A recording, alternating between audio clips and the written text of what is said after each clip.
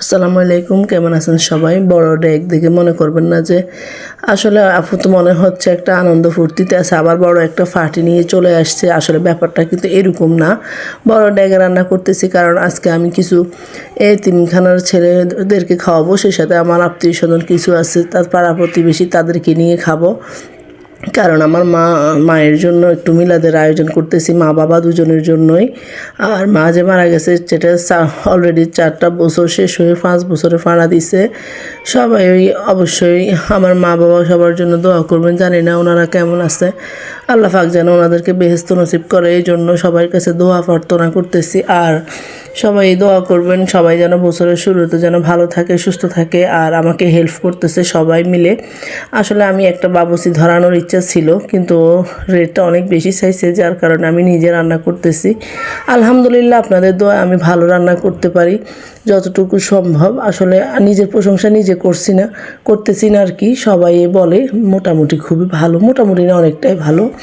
যাই হোক, আলহামদুলিল্লাহ। এখন সাথে আমার ভাসুর আমাকে সহযোগিতা করতেছে, কারণ এত বড় একটা ডেগের রান্না তো আর আমি লাড়াচাড়া করতে পারি না, আমার সমস্যা হবে। তাই ভাইয়া আমাকে একটু হেল্প করতেছে, ভাইয়াকে দিয়ে হেল্পটা করাইতেছি। ভাইয়া আছে বলে হয়তো আমি এত বড় একটা রিস্ক নিছি একা একা করার জন্য। হয়তো ভাইয়া না থাকলে হয়তো করতাম না, বাবুচি দিয়ে রান্নাটা করাইতাম। যেহেতু ভাইয়া অনেকটাই হেল্প করতেছে, এইদিকে আমার শাশুড়ি আম্মা হেল্প করতেছে, আমার ননদ আমার খালা শাশুড়ি সবাই আমাকে হেল্প করতেছে। সবাই ভালোবাসা আর হেল্পের কারণে হয়তো আমি একা একা এত বড় একটা রান্নার রিস্ক নিছি। আলহামদুলিল্লাহ, সবাই মিলে এখন কিন্তু অনেকটাই এগিয়ে ফেলছে। রান্নাবান্না সব কিছু গোছানো শেষ। আসলে মাংসটা কষাইতে যতক্ষণ সময় লাগছে এর চেয়ে খুব কম সময় লাগছে, চালটা দিয়ে দেওয়ার পর হয়ে গেছে। আসলে এতটা ভালো ইজিভাবে সব কিছু করতে পারবো কখনোই ভাবিনি। সবসময় চেষ্টা করলে সব কিছুই সফলতা করা যায়, চেষ্টা করলে সব কিছুই অর্জন করা যায়। ভালো কোনো নিয়ত থাকলে চেষ্টা বিফলে যায় না, চেষ্টা ভালো হয়, আমি এটাই মনে করি।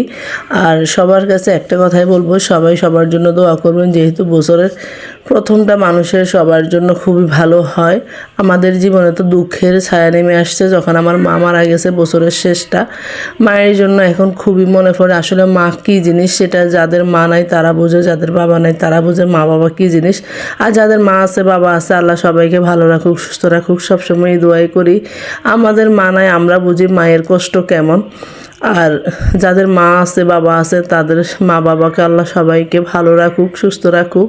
মা বাবা থাকা মানে কিন্তু মাথার উপরে বড় একটা ছাদ, সেই ছাদটা যার মাথা থেকে সরে গেছে সে বুঝে কতটা কষ্ট, কতটা যন্ত্রণা, সে জানে এই যন্ত্রণার ভাগ কতটা হইতে পারে। আর আমি আল্লাহর কাছে বলবো যেন সবার মা বাবা সবার কাছে এভাবে ছাদ হয়ে থাকে। আমাদেরটা চলে গেছে, আমরা আল্লাহর কাছে শুকর, আল্লাহ যেভাবে চাইছে সেভাবে হয়েছে।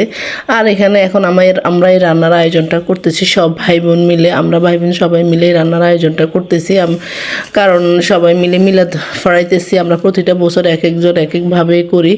এবছর আমরা আসলে সবাই মিলে একসাথে মিলাদের আয়োজনটা করছি মা বাবার জন্য। এখন সবাইকে দাওয়াত রইল, অবশ্যই চলে আসবেন খাওয়ার জন্য, কেউই মিস করবেন না। কারণ যে আসবেন সেই খেতে পারবেন, কোনো সমস্যা নাই। আর দুঃখের বিষয় হচ্ছে এত কষ্ট করে লাড়ার পরেও কিন্তু নিচে প্রায় 6-7 জনের খাবার কিন্তু নষ্ট হয়ে গেছে। আমি ওইখান থেকে রান্না বান্না করে অলরেডি আমার বাসায় চলে আসছি, আর আমার মেহমানরাও চলে আসছে। আমরা সবাই এখন খাওয়া দাওয়া শুরু করব। ভিডিও করার আর সময় নেই, আমার ভিডিও শেষ পর্যায়ে। সবাই ভালো থাকবেন, সুস্থ থাকবেন। আজকের ভিডিও এই পর্যন্ত। আল্লাহ হাফেজ।